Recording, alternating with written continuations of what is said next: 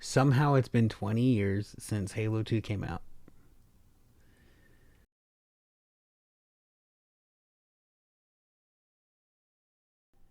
So the thought that it's been 20 years since Halo 2 is crazy. It's like it'll make you realize how old you are. I was 14 when the game came out.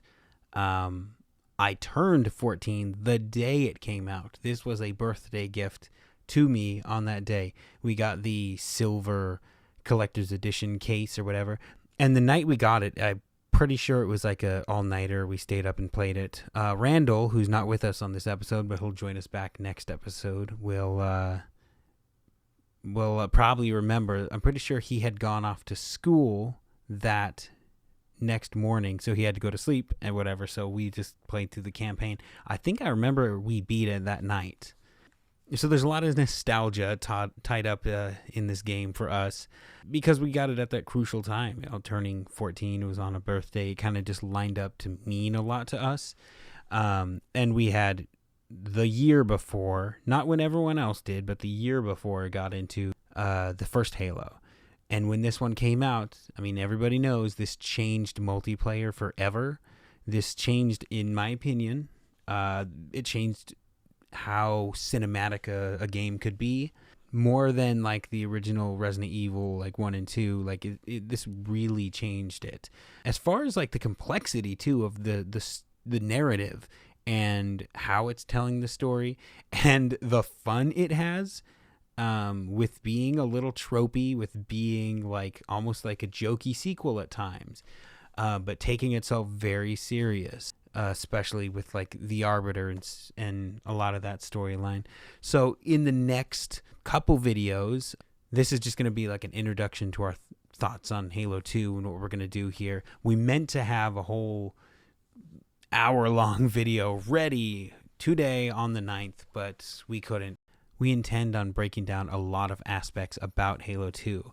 Not only story, not gameplay, but also like our history with it, what it meant to us, and then looking into like a deep dive in the creative aspect of it, where Joseph Staten, the main cinematic writer director, where it seems like he's taking all of what he had, I would say the breadcrumbs of what Halo, the first game, and obviously bits from the Fall of Reach book, he's taking the breadcrumbs of that universe and just turning it up to 11, or aiming to turn it up to 11, and then because of a lot of restraints they had to settle for a solid 10. And I'd say that this game is pretty dang close to flawless, and I'm talking original graphics.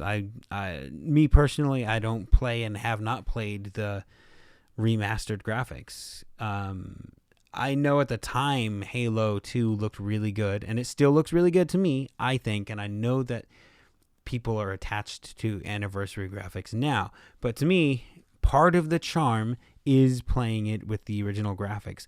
We've been playing it on a 360, and we do have an original Xbox that's still running. One thing I know we'll talk about at length is this graphical issue that happened when the game came out, where when the cinematics were happening, because they're done in real time, every time it would cut to a new thing, not every time, but most times, it would take a second to kind of load the detailed graphics. And back in the day, that was noticeable. It didn't bother us too much. I think at the time we kind of thought it was an issue with our system. But the full graphics in this original hardware looked great, looked fantastic at the time, and I think they still do. That's part of the reason why, like, if I were to go back to Mario 3, Super Mario World, or any of these games, a part of the old graphics is what to me is the experience of the game. Like, people know not to play the first Halo on anniversary graphics. I would argue don't play Halo 2 that way, because it's a time capsule of what it was, and I think it holds up in a really fun way. And I know we'll talk about that at length, so I won't ramble on about that here. So it looks like probably for the rest of the year, we'll just drop a couple videos on Halo here and just talk about how cool this game is. because it means a lot to us. And I recently replayed it. I was going to try to do it in one day just to like go through it, but it took me a couple days to really just take it in and enjoy it as best as I can. So if you're interested in watching that, go ahead and check it out. In the past, we've played a little Last of Us and talked about it and done a little commentary over it. And it's kind of hard sometimes to have the motivation to get everything set up and get that done. But for us, Halo 2 is pretty important, so we've been trying our best to get some information out there about it and just give people our thoughts and our 2 cents about it, because we have strong thoughts on it between each other. So we think some of our friends or anyone who subscribed to us might think that it's pretty cool too. And it's been 20 years, shockingly, so it deserves to be talked about.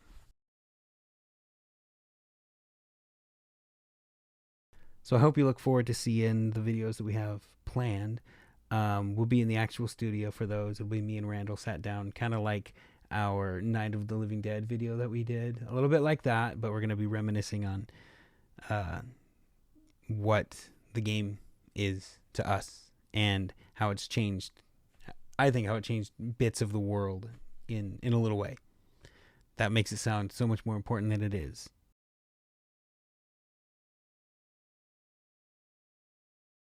But when you look at a game which is 15 levels long and with a couple protagonists and a fairly complex story arc, I mean, when you need to drive the player's experience for 20 hours of gameplay, say, 120 minutes of cinematics doesn't really seem that out of proportion. But just to look at it prima facie, it's pretty daunting. You think, my God, you're making a feature film.